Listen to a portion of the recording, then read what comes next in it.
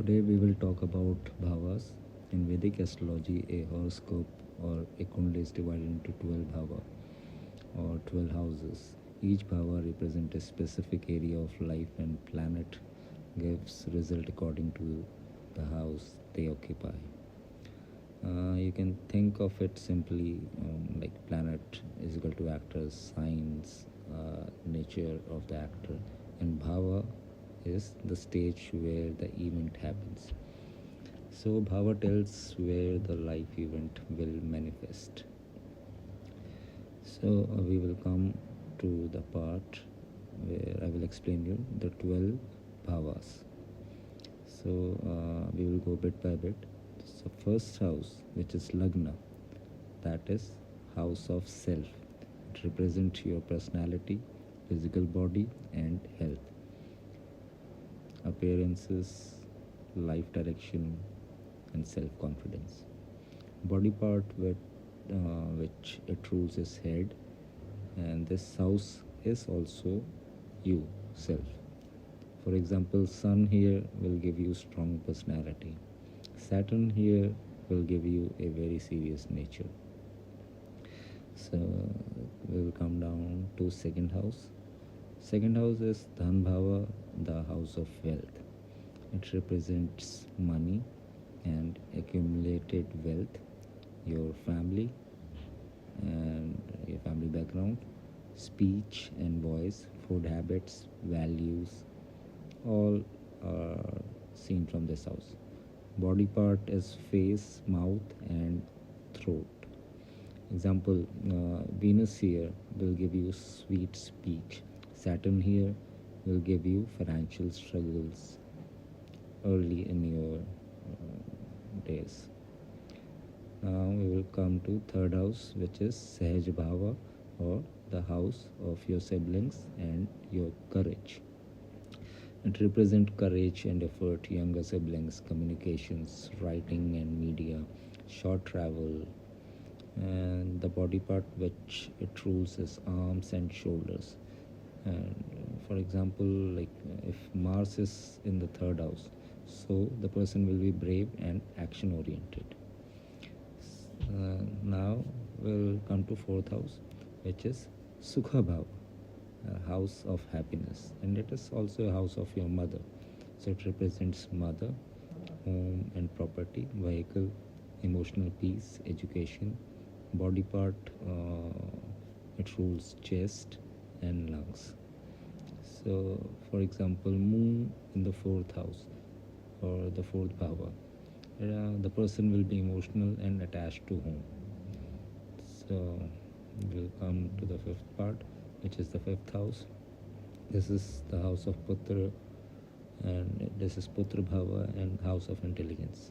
So it represents children, intelligence, creativity, romance, past life merits, or the Purva Punya, which you get in this life.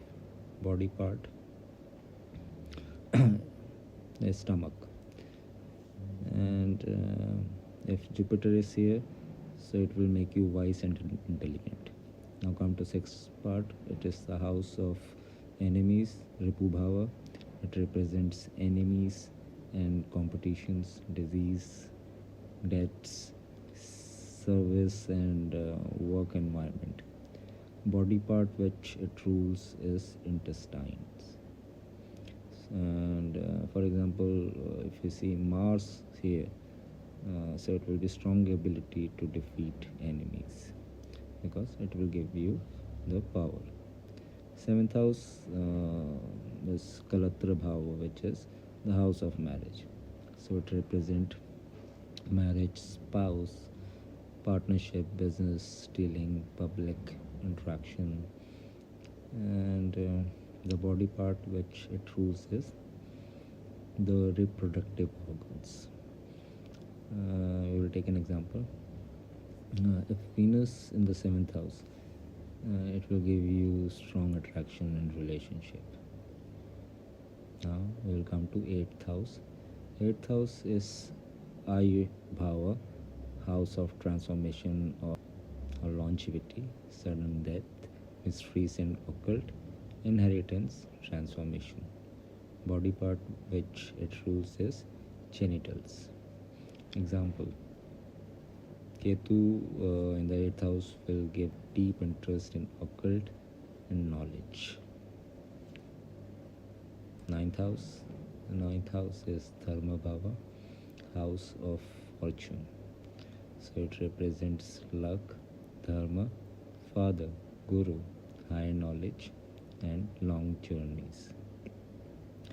Body part which it rules is thighs. Example: Jupiter here is like the person is very fortunate and he will get everything because Jupiter in the 9th house is a very powerful placement. 10th house, karma, it is a house of career. So it represents profession, status in society, authority, reputation, action in the world or your field. Body part which it rules is knees, and Sun in the 9th house 10th house will give you leadership qualities, vice versa, other planets. 11th house is like Love Bhava, the house of gains. It represents income, gains, fulfillment of desires, social networks, and elder siblings. So the body part which it rules is calves. And we can take an example. If Jupiter is here in the 11th house, there will be large financial gains. Now we will come to the last part, which is the 12th house. This is Vyaya Bhava, house of loss and moksha as well. It represents expenses, foreign lands, isolation, sleep, spiritual liberation. Body parts is feet. Example: Ketu here will give you spiritual detachment, and moksha also. Moksha is like mentally like getting out of your past karmas. Now you can remember it. Like first part is self, second is money, third is courage, fourth is home, fifth is children, sixth is enemies, seventh is marriage, eighth is death, secrets, ninth is luck, dharma, 10th career, 11 gains, 12 is loss and moksha. So that is like how you can quickly relate to it. See, Bhava shows all the areas of life, but the planet shows what happens there. So, for example, Moon in the 8th is equal to, it will give you emotional transformation and mental frustration. Mercury in the 12th, again, it will give you wrong decisions because you won't be, you will not know what is going on in your life and you will get attracted to wrong people. So there will be wrong decisions and overthinking. Thank you.